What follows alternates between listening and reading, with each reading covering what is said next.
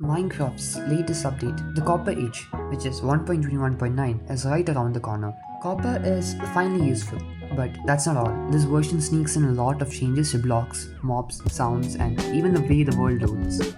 So here are 15 new features that are going to be added in the Copper Age update. Feature number 1. We are getting copper chains, copper lanterns, copper torches, and copper armor. It sits neatly between leather and iron armor, so it's not super strong, but it definitely gives the early game players more variety. Next, the copper trapdoor recipe has been revoked. Instead of using 6 copper ingots, now it only costs 4. But it only makes 1 trapdoor instead of 2. And the old recipe has been shifted over to make copper bars. Next, we got the copper chests. They come with their own unique sound effects: opening, closing, iodizing, oxidizing. It's subtle, but it makes the copper storage feel way more different. They also connect beautifully with the new Copper Golem, which is the next feature. The long-awaited Copper Golem has finally made it in. These little guys can help sort items from copper chests into other storage units. Think of all the automation farms that we can do with this. But like other copper blocks, they also oxidize over time, eventually freezing into statues unless you keep them waxed. The copper statues comes in 4 varieties too. You can right-click on them to change how they look. And now, the 5th feature. Iron golems can sometimes plant a poppy on top of copper golems, just like how they used to give a poppy to baby villagers. Now, the lightning rods also oxidize too, just like how other copper blocks, but you can still wax them to keep them shiny. The next item added are shelves. Shelves can hold up to 3 stacks of items, and with redstone, you can connect 2 or 3 shelves together. With this, simply by right-clicking, you can quickly swap your hotbar. Feature number 8. All the dies have updated icons.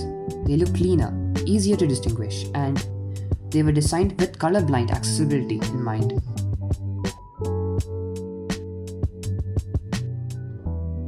Monster spawn eggs now give you a tooltip warning if you're in peaceful mode. Before, mobs would try to spawn for just 1 tick before disappearing. Now it just straight up won't let you do it. 10th feature, the end dimension has skylight. Every 30 seconds or so, flashes in the sky appear.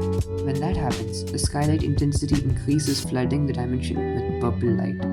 Ever tried typing while stuck in another portal and your chat just closes? Now you can chat while inside portals, and you can even keep your message open if you're transferred across dimensions. They're pretty handy for servers.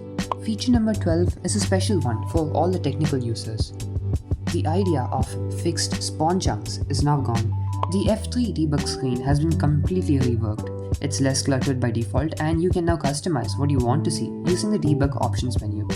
You can even keep the FPS visible all the time. Explosions now support block-specific particles, so blowing up stone looks different from blowing up sand or copper. It's small, but it makes the world feel more dynamic. Finally, the world loading screen. The world loading screen has been updated. Instead of just showing generic terrain, it now shows the actual chunks you're being loaded into. Plus, there's a progress bar, so you can tell exactly how close you are to playing. It feels way more polished than before. That's top 15 features coming to Minecraft 1.21.9, the Copper Age. What do you think about this update? Let me know in the comments below.